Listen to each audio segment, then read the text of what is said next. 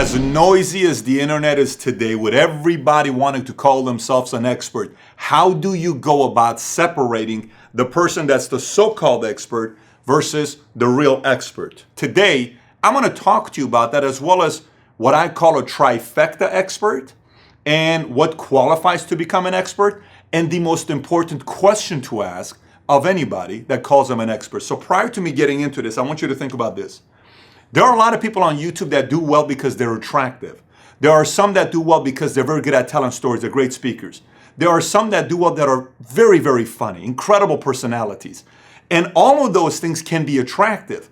But just like you and I get judged on friends that we have, you and I will get judged on, relationships we have. You get judged on anything you do. You're also going to get judged based on the experts you choose, because it comes down to how well you process what makes someone an expert. So let's get right into it. So qualifications of an expert. I have a theory. I call this the T theory. Let me explain to you what it means. First of all, there are experts, but there are three areas that determine someone to become an expert. One is theory, okay? And theory is what? Someone who is very well read, somebody who has done lots of research on a topic, somebody who has, studied a topic, someone who has investigated a topic. And so they have their own philosophies, they have their own ideas, but it's purely an expert based on theories that they have. There are a lot of those online. I consider that the lowest level of an expert. The second one is experience, okay?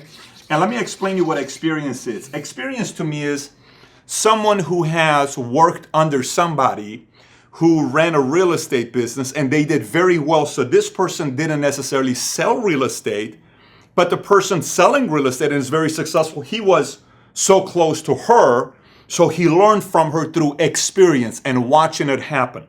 That is the second highest level of an expert, because you can talk to them and say, hey, how was it working with Mary? Hey, how was it working with Bob? And through experience, he could tell you about the successful traits of Mary, Bob, or whoever the successful real estate person, entrepreneur is, right? That's the second highest level.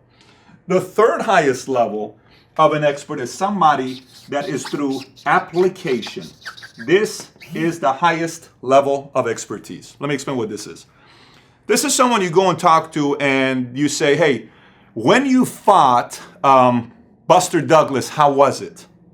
When you fought Mike Tyson, what did you have to look for when you were fighting Mike Tyson? When you started your business, what were some pitfalls? When you had a partner that didn't work out well, how did you create the exit strategy of the partner? When you were going through a breakup in your personal life and you were still running your business, how did you manage yourself to not go crazy and still keep your business together? That's the highest level, because they're talking about application on what they did, right? On what they did, they're sharing that with you. So how do you qualify someone to become an expert? Look, there are theory people. YouTube is filled with people that are theory type of experts. There are experienced people. I watched XYZ do XYZ, but I've never done it. That's still a good expert to go through.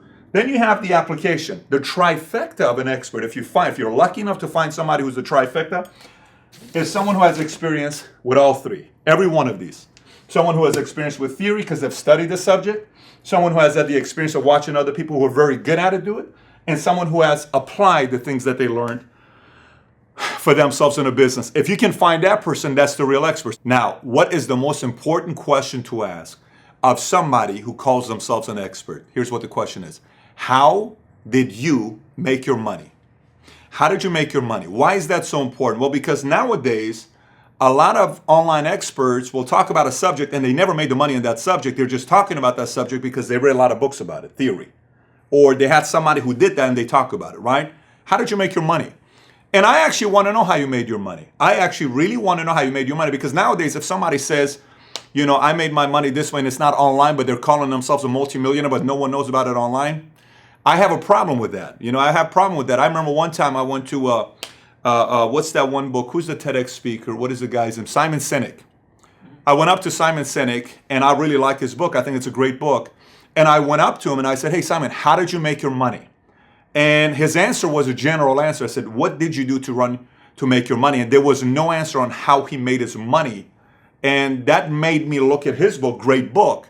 But I never looked at him as a trifecta expert after that. I just saw him as a good speaker who promoted his book well, and he had a great message that got to the world. He's a theory and an experience expert. He's not an application necessarily expert at the highest level. So if you want me to get a little bit more specific with this, I'll give you an example of sports. In the world of NBA, you have the play-by-play commentator and you have the analyst. If you look at TNT, they have Ernie Johnson, who's a great commentator, play-by-play.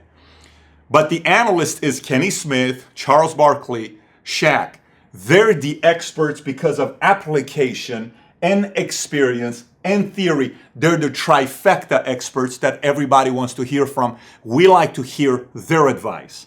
When the movie Lone Survivor was shot with Mark Wahlberg did the story of the lone survivor because he went and met him, and the lone survivor told him what it is to do their job, the pain, the experience, the workout, because Mark Wahlberg wanted to find out from the guy who applied what he knows and the experience and the theory so he can get into the role, the part, the best to his abilities. And that's why so many people love the movie Lone Survivor. So, again, going back to it, 3 types of expert: theory, education, experience, application. Highest level is the trifecta. And the most important question to ask is, how did you make your money? So if you're an expert watching this, you may be the expert watching this, okay? So you're watching this saying, wait a minute, I kind of don't like this because, people are coming up to me and this, what do I do now? Do I change my story? No, just be clear and real about what type of an expert you are, because today in the world of marketing, everyone's going to find out. If you haven't made money as an expert in that specific subject, and the more real you are, the more real customers you're going to get. The more you try to kind of make up stuff, eventually everybody finds out, then it really backfires, and you definitely don't want to have that type of a reputation nowadays as an online expert. So with that being said, ask the right question, look for some trifecta mentors, and make sure when you find those trifecta experts, you keep them very, very close to you. That's my message of the week to you. And if you haven't subscribed to this message, please do so. Thanks for watching.